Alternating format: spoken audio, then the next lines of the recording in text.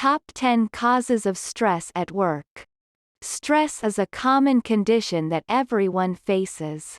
People of all cultures and upbringings feel the physical symptoms of stress at different stages of their lives. Due to our ever-changing lifestyles, mental health issues surface commonly in the form of stress that should be actively managed for a fulfilling life. According to a study conducted by the Korn Perry Institute in 2018, 76% of the respondents said stress has a negative impact on work-life balance in their personal relationships. Work-related stress is no exception. Every person in the world who has ever held a job or run a business has experienced workplace stress. No matter who we are and what we do, everyone usually has someone they are accountable to in the workspace. That and the mixture of deadlines, extended work hours, office politics, long commutes, and so on, can contribute to stress at work. So what are the most common causes of work-related stress? Are there any telltale symptoms or signs of work-related stress? Let's first take a look at the top 10 causes of stress at work. 1. Work pressure and deadlines. Most corporations make for demanding paymasters. When employees are under constant pressure to meet deadlines with an excessive workload, it can lead to feelings of stress, anxiety, and burnout. Sometimes employees feel the need to constantly prove themselves at work and face high competition from their peers. This constant need to prove productivity and deliver tasks on time can cause a lot of stress at work. 2. Lack of work-life balance. A lack of work-life balance is another common cause of stress at work. When employees feel like they are spending too much time at work or are unable to take time off to relax and recharge, it can lead to feelings of burnout, exhaustion, and stress. Even with remote working today, even though flexible work hours have become a norm, it has led to overworking in a lot of instances. It has also resulted in higher expectations from work, eventually leading to increased stress levels. 3. Toxic work environment and culture. A toxic work environment can be a significant cause of stress at work. A toxic work environment can be characterized by negative attitudes, poor communication skills, lack of trust, and disrespect among both colleagues as well as supervisors. A toxic culture is also represented by a lack of support in the workplace, which can affect employee mental health negatively and can also lead to stress at work. 4. Unfulfilling job role. A lot of people work because they need to sustain life and not because they love what they do.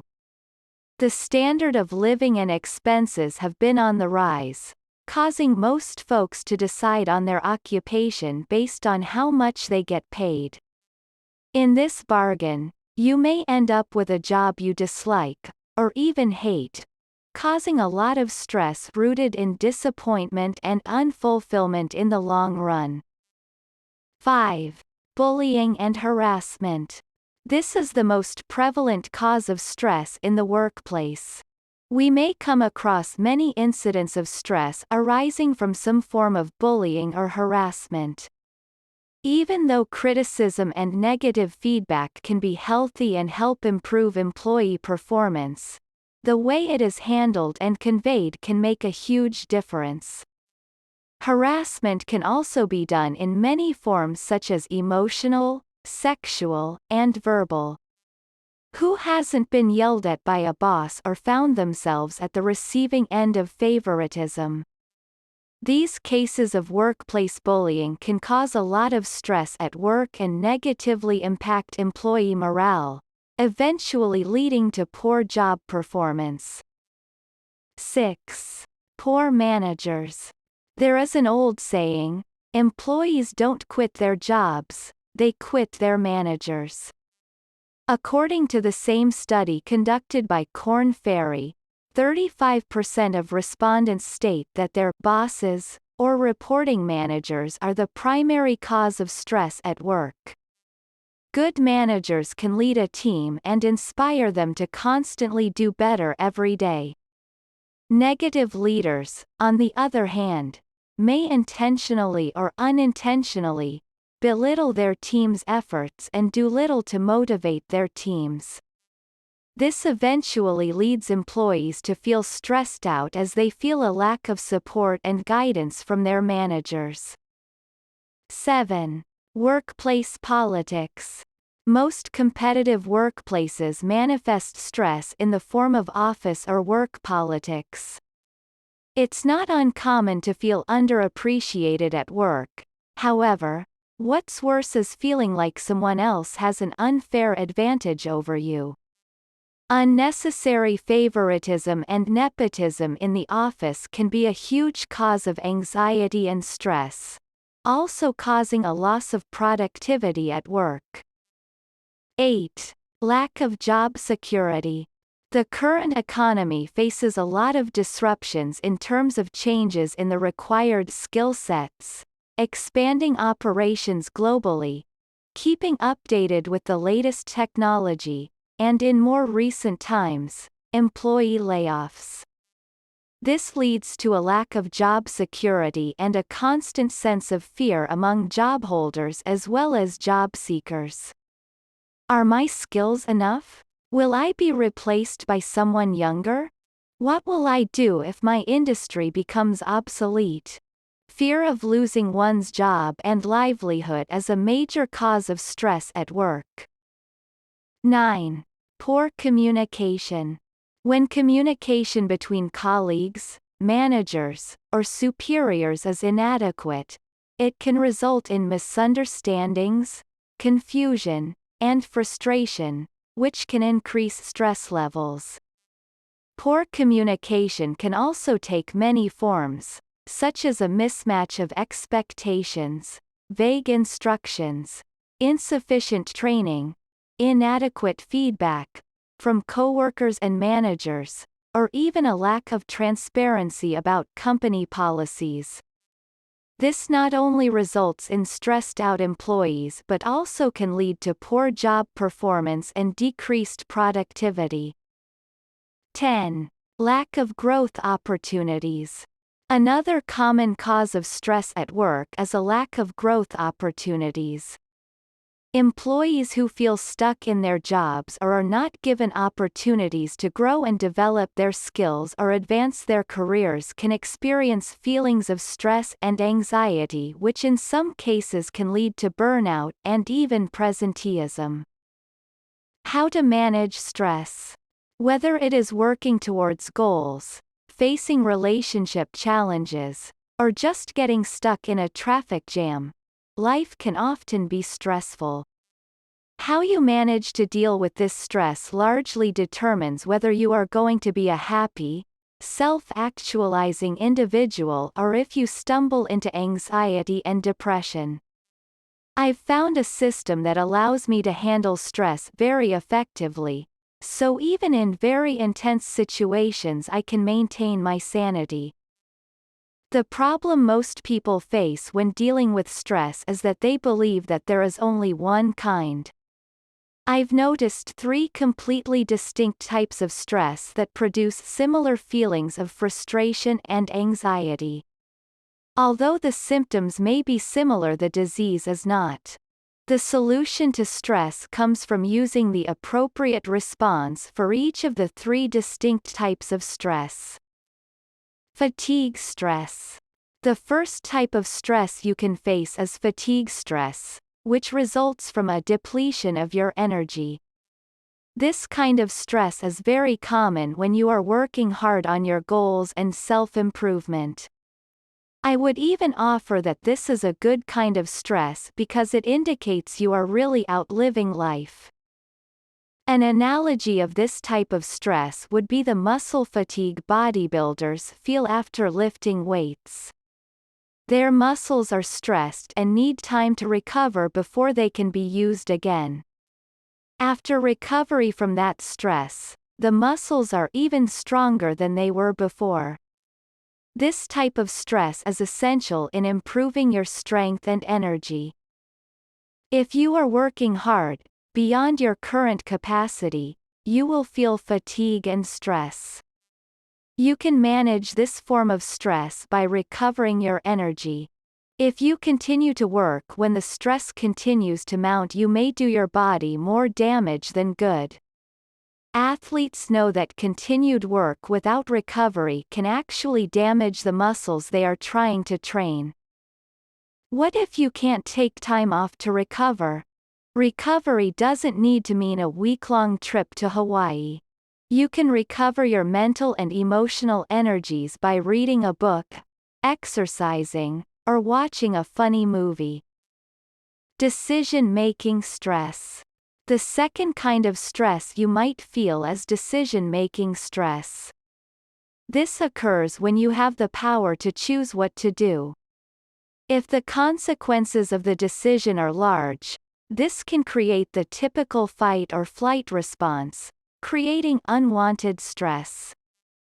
Have you ever gone up to give a presentation and felt stressed about it? Why is that? The reason is because your body felt it had a choice: give the presentation or avoid it entirely.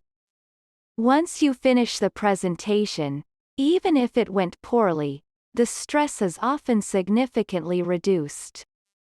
That is because the element of decision has been removed. You already made the presentation, so you can't go back in time and change that. So you simply accept the decision and the consequences resulting from it. The solution to getting out of decision-making stress is simple. Make a decision. Move yourself into a position where you no longer have a choice, where you must do something. If you are stressed out about your poor physical condition, make a decision about it. Set a goal to lose a certain amount of weight and decide to stick to a diet plan. I often find that after setting big goals, I am overcome by a wash of clarity as my anxiety is transmuted into calm alertness. By getting off the fence and actually making a decision, you remove this gnawing, unhealthy form of stress. In order to reduce this form of stress, you need to train yourself to make decisions faster as well as more often. I sometimes feel decision-making stress when trying to choose what to eat for dinner. How ridiculous is that? So instead, I simply make a commitment that after 1 minute of debating, I will have a decision about what to eat. Getting into the habit of making minor decisions in under a minute and big decisions in only a day or two can significantly shorten this type of stress. Victimized stress. Although some stress results from too much control over a situation, most of the harmful stress you will encounter results from too little perceived control. People stress over the things that they have to do. They have to pay the bills. They have to wake up early. They have to finish a project by Tuesday. The key to defeating this kind of stress is twofold. The first part comes from raising your awareness. You don't have to do anything. Everything is within the realm of your conscious choice. You don't have to pay the bills, wake up early, or show up to your job. There is no magical force that moves your limbs automatically to do this. It is a choice. Take responsibility for your life by stopping saying that you have to do certain things and changing that to, I choose to do this. This strips your phony victim mentality and puts you into a resourceful state. As a vegetarian, there are some times when I don't have anything to eat in a group situation, such as friends ordering pizza. I could bemoan the fact that I can't eat what they are, but I switch the statement saying that I choose not to eat it. Realizing it as a choice, I remember all the health-oriented reasons I made that initial commitment and I stick with it.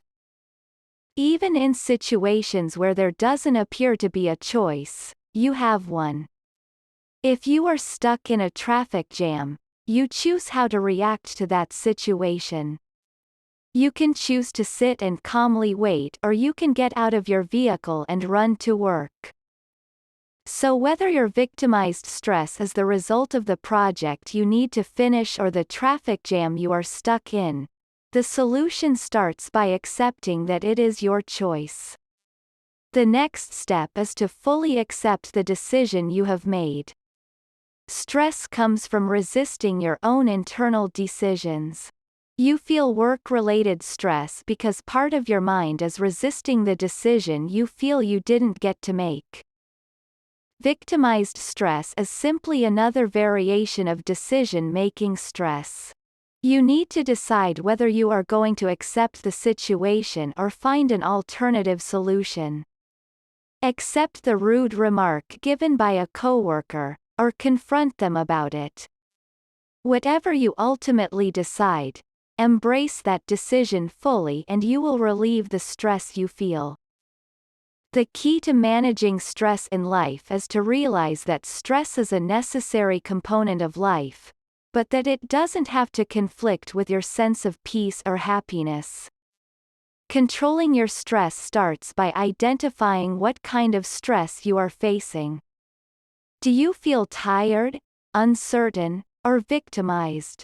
After you decide, you can begin to take the steps to alleviate it. Stress and recovery. One of the core concepts behind energy management is that you increase your energy by cycling between stress and recovery. Weightlifters use this method all the time by stressing their muscles at the gym and then taking suitable downtime for the muscle fibers to recover and grow stronger.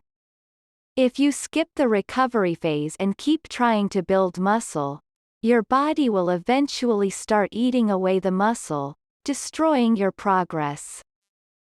Cycling between stress and recovery is essential in all areas of your life. When you are working hard on a project, if you continue working constantly without rest, your performance will suffer. If you keep going without rest, you will eventually burn out. Like a car that has run out of gas, you can't keep functioning without recovering your energy. In their fantastic book, The Power of Full Engagement, Tony Schwartz and Jim Loehr really flesh out the concept of energy management and the stress-recovery cycle. Their book contradicted many time management philosophies that stated you could produce as much as you had time for and that the rest was wasteful. The stress and recovery cycle extends beyond just getting work done or getting in shape. I believe that harnessing these two components is the key to making progress in any area of your life, whether it is social, conquering your fears, or even enjoying life more. Homeostasis. The reason cycling stress with recovery is important comes from the physiological principle of homeostasis.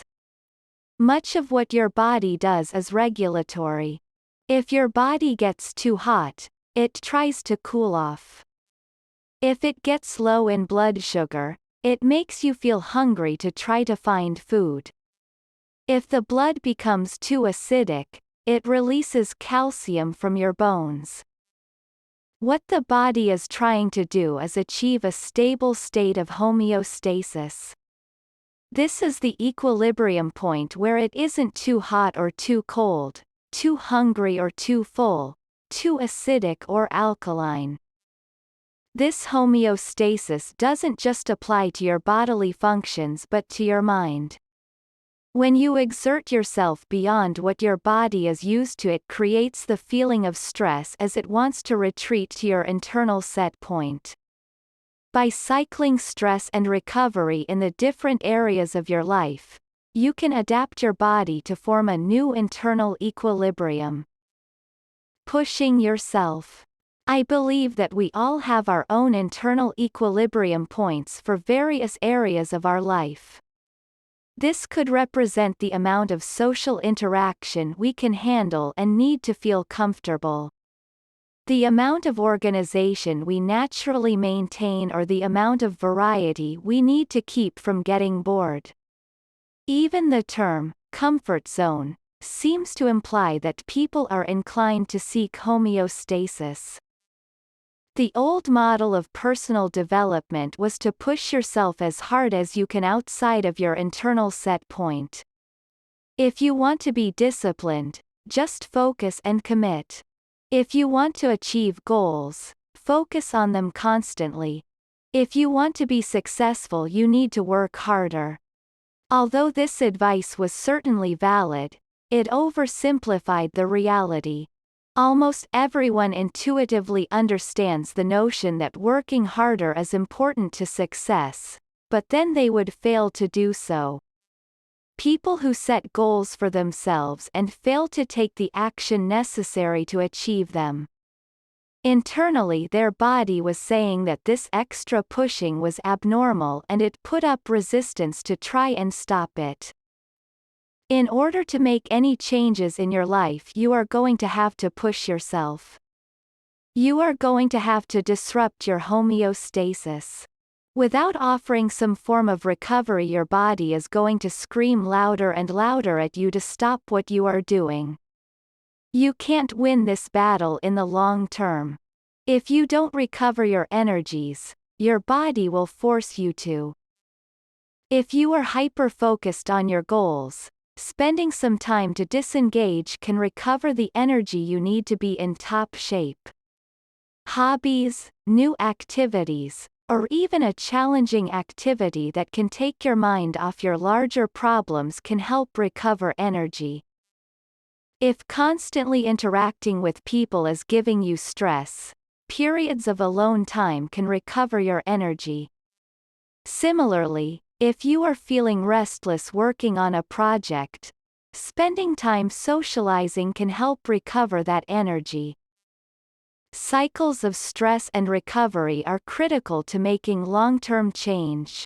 Short-term dramatic change is possible, but sustaining it requires you to shift your internal equilibrium. Taking time to recover your energies and making progress in incremental steps is the key. 5 surprising ways stress can improve your life. Just seeing that word evokes a visceral response. It's the tossing and turning the night before a big meeting. It's the hectic morning rush to get out the door on time. It's the pounding headache after a long day at work. Peruse any major magazine these days, and you're bound to find some articles about the harmful effects of stress. Everyone's talking about how to lower, manage, and overcome stress. It's the villain of our time. But stress isn't the enemy. Once upon a time, stress was the only thing keeping us alive from predators. And, if it can screw up our lives as badly as it does, imagine what would happen if we knew how to use it in a good way. So let's figure out how to put stress to work for us, not against us. Here are 5 surprising ways that stress can improve your life. 1. Stress gives you the energy to handle a crisis. Remember the last time you stayed up all night to meet a deadline? Or that time you made a quick decision in an emergency situation? Stress response tightened your muscles, sharpened your vision, laser-pointed your concentration, and spiked your blood sugar, all so you'd have the strength, energy, and focus to get the job done. Stress is just your body's physiological response to perceived danger.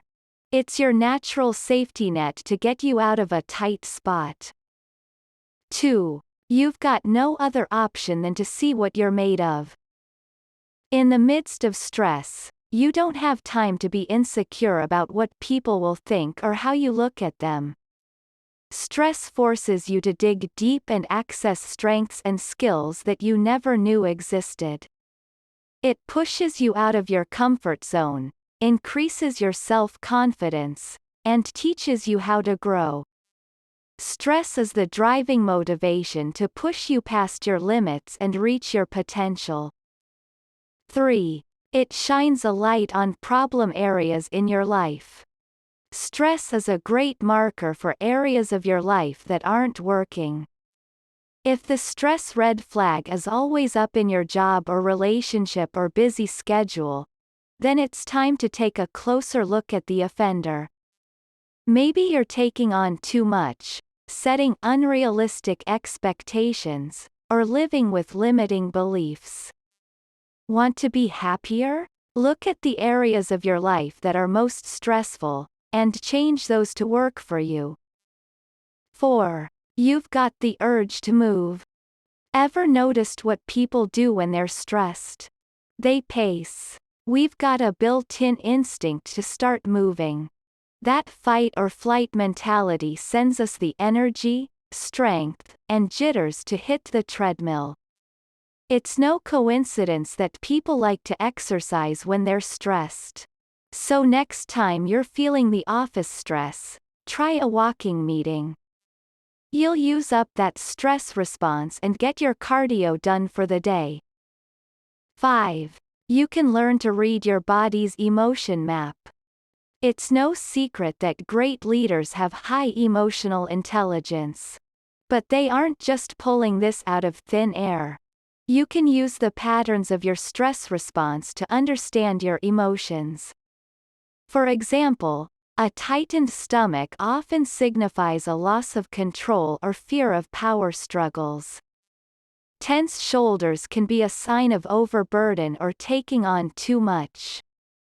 And a stiff neck can mean not being nimble or flexible enough.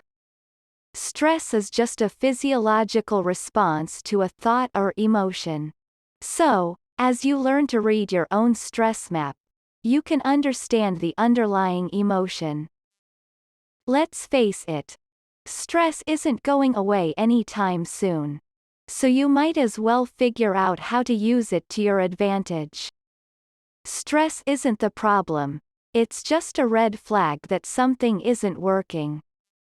So, instead of vilifying it, why not make friends and use it to design the life you want? That already sounds less stressful, doesn't it? How much stress do you need for success? A lot of anxiety in life is both unwanted and involuntary. Often when I have an early morning flight, I can't sleep deeply. The worry about sleeping through my alarm clock has me waking up involuntarily, every hour or so. Even when I should have enough sleep to feel rested, I wake up groggy. I try to tell myself that the alarm clock will go off. I've never slept through it before, so get some high-quality sleep now before you can't on a big flight. But somehow that line of reasoning rarely changes anything. Anxiety doesn't even have to be about a specific problem. I sometimes worry about being wrong in my writing. Advocating something which I later discover is wrong, or actually harmful. Perhaps even being called out by a higher source of expertise for charlatanism because I could have known better had I only done my research correctly. I can tell myself that what matters isn't being perfect about picking the right ideas to believe in, but being willing to change them in the face of new evidence.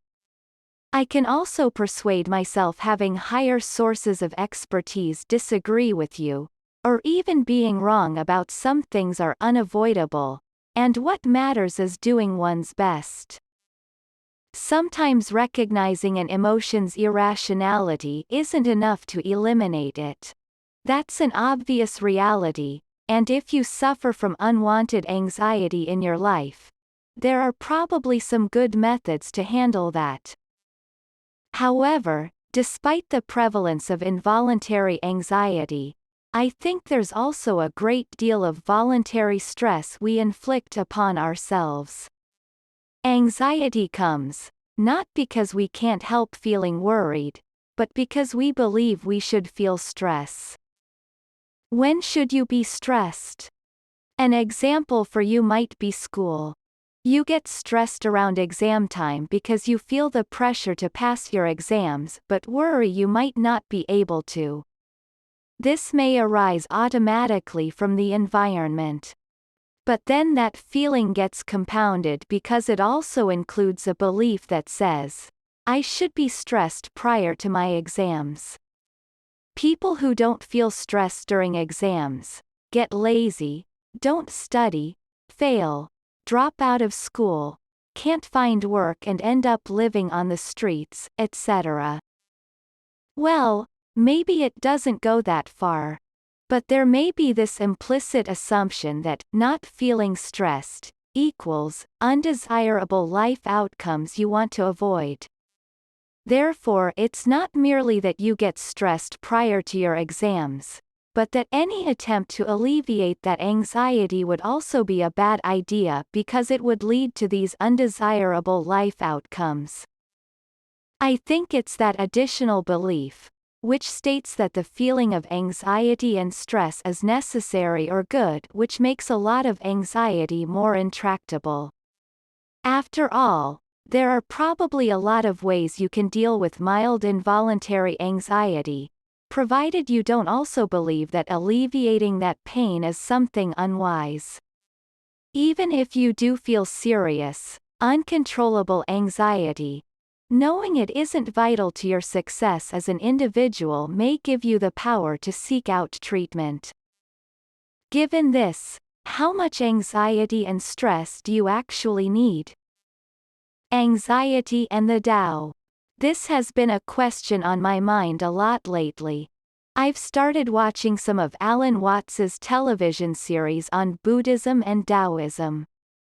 I've also rekindled my previous interest in those Eastern philosophies, which I had read years ago but drifted away from in my recent fixation on a more scientific view of the world. While I'm still a complete novice in these subjects, there seem to me to be a lot of good ideas related to this very question I've posed. Namely, Buddhism suggests that much of our suffering in life is due to this kind of voluntary anxiety. Taoism, similarly, argues that there is a natural way of things and we should follow along this, rather than try to actively resist it. Rereading a lot of this writing has made me reflect on this kind of voluntary anxiety and suggest that perhaps most, if not all of it, is unnecessary to live a successful life. I haven't fully convinced myself of this conclusion yet, but I'd like to share it tentatively with you if only to spark a discussion that can improve my thinking about it. Is stress useful at all? The strongest argument I can think of, for the beneficial nature of stress, is that we evolved it for a reason. If negative emotions had no practical significance, they would never have been designed under selection pressure in the first place. This argument is one I think weighs heavily against any idea that some subset of our natural functioning range of emotions and beliefs is either entirely escapable or harmful. Either the experience is an unavoidable side effect of our proper functioning, say, cognitive biases, or the experience is helpful in some subsets of experience, so eliminating it would be maladaptive, say, negative emotional states. But such a line of argument only suggests that a certain experience might be beneficial, in part. I don't think it reasonably follows that the proportions in your life are necessarily correct. After all, we may recognize that anger or disgust have important functions in preventing being taken advantage of, or engaging in activities that may make us sick, but that you can also feel these emotions too much, or in places where they aren't useful. Similarly, I think a lot of stress and anxiety in modern life isn't strictly necessary. For one, we rarely face the life or death consequences that require an immediate fight or flight response. Second, we can intelligently design systems to render stress unnecessarily. When is stress useful? My sense is that stress is useful to prompt a specific action, to a specific threat, or to promote alertness during a brief period of danger. That's it. Any stress that doesn't facilitate these purposes is wasted, and therefore any belief that stress is necessary must be limited to these contexts. So take your final exam situation I mentioned previously. Here the stress can serve two purposes. First, it can prompt you to take action against a specific threat. In this case, the answer is obvious: studying, to prevent doing poorly on your exams. Once you feel this stress, momentarily, you should take action to create a specific study plan and implement it. Stress beyond that point is wasted since you cannot do better than that. Second, it can keep you alert during a period of danger. But this function isn't relevant for exams because they are known in advance. They won't come jumping out of the bushes to maul you to death. So being in a constant state of alertness is wasteful. Indeed, it's probably actively harmful since chronic stress worsens learning and memory. Or consider my personal examples of stress. Worrying about my alarm clock is a wasted effort. I've already taken action by setting my alarm and there is no continued environment of unforeseen danger.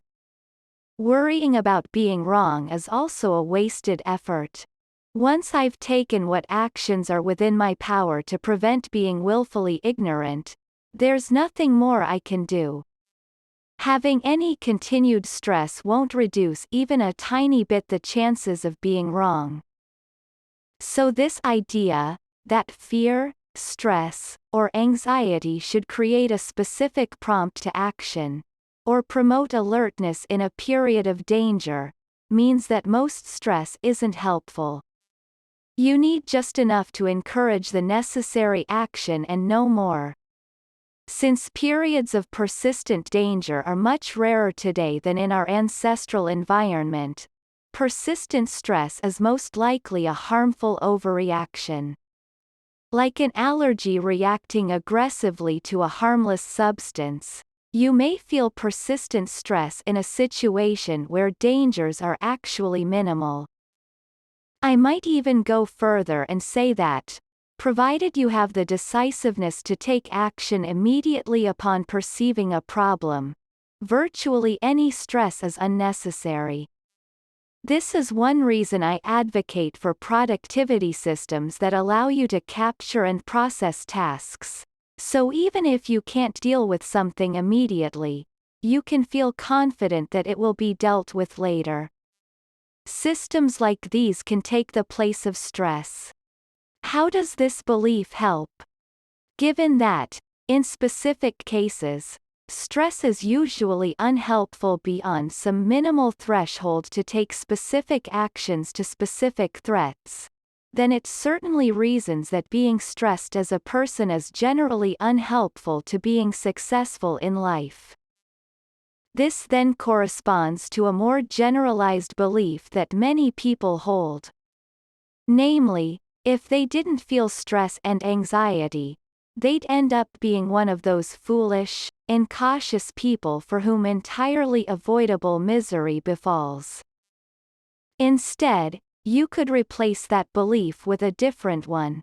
Namely, it's possible to be successful as an individual with almost no stress.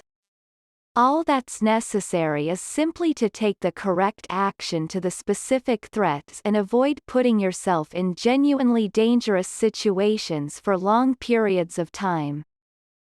This isn't idle theorizing. I believe there's good evidence that this is in fact the case for many successful people. Cal did great work in these two books, explaining the mysterious combination of extremely high achievement and low stress in students. I've personally known examples of low stress, high achievement individuals. Correlation doesn't imply causation, but the existence of low stress, high achievement people does put water on the theory that high stress is a prerequisite to accomplishment. Now obviously having this belief isn't enough. Anxieties in life can come involuntarily, and recognizing their irrationality may not be enough. But even mitigating the toxic belief structures that many of us hold, which posits that frequent, persistent anxiety is useful, is an important first step. 7 daily stress management rituals that improve your productivity. If you're trying to be as productive as possible, stress will always be your biggest obstacle, and it's not an easy one to overcome. To do it, you'll need to develop a plan to make stress management a core component of your daily routine, but doing that takes commitment.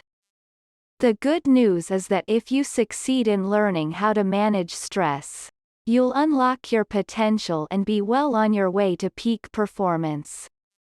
But first, you need to learn how to make it happen. The best way to do that is to learn about and integrate some stress management rituals into your daily routine. To help you get started, here are 7 tips on how to manage stress and improve your productivity. 1. Give yourself an extra hour in the morning. If you were to do some research on some of the world's most successful and productive people, you'd notice that many of them have one thing in common. They tend to be early risers. Apple's Tim Cook gets out of bed before 4 a.m. each day. Michelle Obama is already getting in her daily workout at 4:30 a.m. Richard Branson gets up at 5:45 a.m. each day, even when he's vacationing on his private island. There's a good reason why they all do it. Once you reach the point in your day that your work schedule kicks in, you no longer have control of your time. That means you have a limited opportunity every morning to reduce your stress by taking care of the things you need to do without anyone making other demands on your time. What's important about this isn't the time you get up. The important part is getting up early enough to start your day without feeling rushed. For most people, getting up an hour earlier than you normally would is sufficient.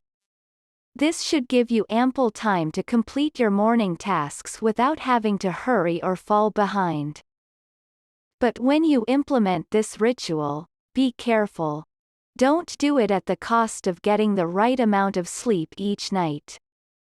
If you do, you might increase your stress instead of relieving it. Sticking to a proper sleep schedule and getting enough sleep is, in itself, a critical part of stress management. Determine and review your most important tasks each day.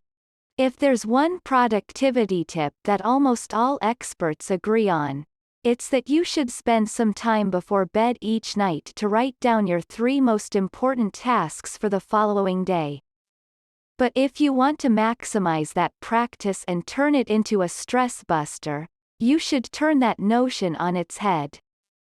Instead, you should do this as a part of your morning routine. There are a couple of reasons for this. First, it's that our always on, always connected business world means your priorities can change overnight, literally. You may list your top priorities, go to sleep, and wake up to find them woefully out of date.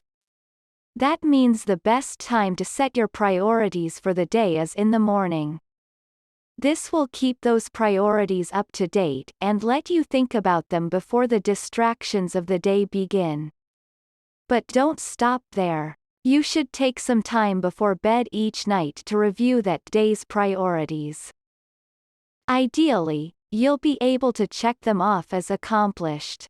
If not, though, think about what prevented you from getting to them. This is your chance to figure out some of the common daily interruptions that get in your way. Chances are, these also cause some of your stress. So, spend the time before bed game planning how to remove those interruptions and stressors from your day. If you make this a habit, you'll be more productive and far less stressed out in no time. 3. Save your emails for later in the morning. Another tip on how to manage stress is to save your emails for later. One of the key causes of stress comes from our inability to cope with the unexpected.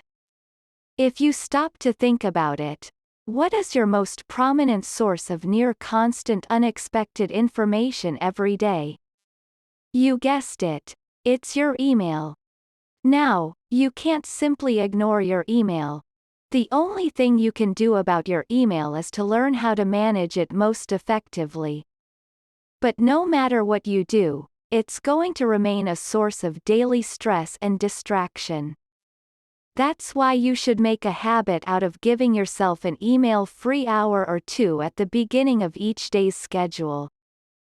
In that time, try to tackle one of your daily priorities and get it taken care of. Your email will still be there when you're done. And when you do get to it, you'll do so in a much better frame of mind knowing that you've already gotten some real work done before having to deal with anything unexpected. That alone will improve your mood and reduce the amount of stress you'll feel, no matter what's waiting for you in your inbox. 4. Take a walk after email time. Since you'll have to deal with your emails sooner or later, there's no way to completely avoid the stress that will come with it. Although you'll be in a better frame of mind after putting off your email to get some real work done, you'll still feel some stress when you get to it. That's why you should make a post-email walk a part of your daily routine. Taking a walk is one of the best ways you can relieve stress. It's a form of meditation that will put you back into the right condition to be productive, and there's no better time to do it each day than after taking care of your emails. Ideally, you'll want to take a walk outdoors, preferably in the most natural setting possible. If you're in an urban environment, a nearby park will suffice. Studies have demonstrated that walking in such environments for as little as 20 minutes per day leads to an overall reduction in the body's cortisol level.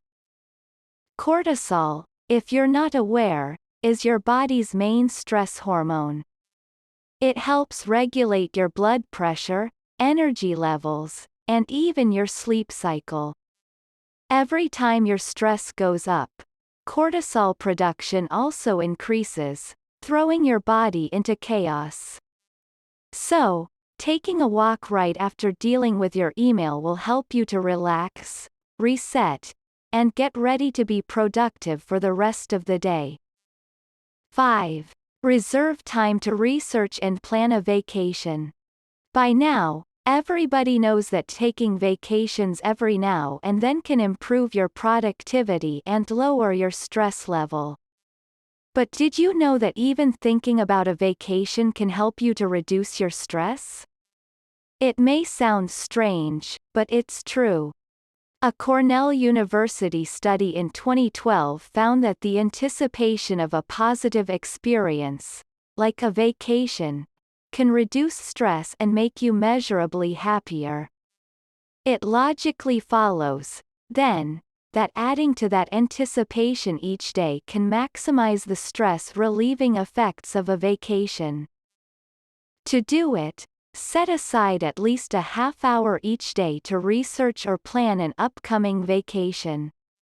You can read about destinations. You can research airfares. You can even look at places to stay in locations you're interested in visiting. And if you've already got a vacation booked, use the time to take a deep dive into what your destination has to offer. This is an especially important daily ritual to observe right now, while the COVID-19 pandemic may be limiting your vacation options. If it's been a while since you've been able to take a trip, the act of planning your next vacation will have a therapeutic effect. With vacation rental bookings still hovering below 50% in most major markets, there's no doubt that the vast majority of people are in desperate need of their next stress-relieving vacation. 6. Create a shutdown ritual to end your day. Another simple yet effective way to manage stress is to create a shutdown ritual. Just as it's important to get your day off to a stress-free, unhurried start, you'll want to do the same when the day is through. It's because after spending each day in a reactive mode, dealing with the unexpected, you need to get back into a proactive mode to relax. Studies have shown that having the perception of control over what you're going through acts as a buffer against negative stress. In other words, feeling like you can manage even a small chunk of your own time counteracts the stress from the parts of your day when you can't. This also means that your shutdown ritual can be whatever you want it to be. You might write in a journal, get in a quick light workout, or prepare your outfit for the following day. As long as you're the one in complete control over what you're doing, anything goes. Just make sure that you include the aforementioned review of your daily priorities somewhere in your routine. 7. Set a no screens rule to end your day. Even though your shutdown routine is important, there's one more ritual to include before bedtime that will help you manage stress. Spend the last 30 minutes to an hour before you plan to go to sleep observing a strict no screens rule. Not only will this give you time to disconnect from the stresses of your day, but it will also allow your body to make a transition into a proper sleep mode. The screens we use, smartphones, tablets, laptops, all emit a wavelength of blue light that disrupts our sleep patterns. It's the same type of light that our bodies recognize as daytime, so seeing it is like telling your brain that it's the wrong time to be asleep.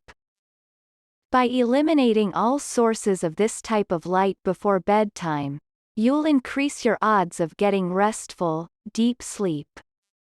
And since getting proper sleep is one of the best ways to manage your stress, this is the perfect way for you to end each day.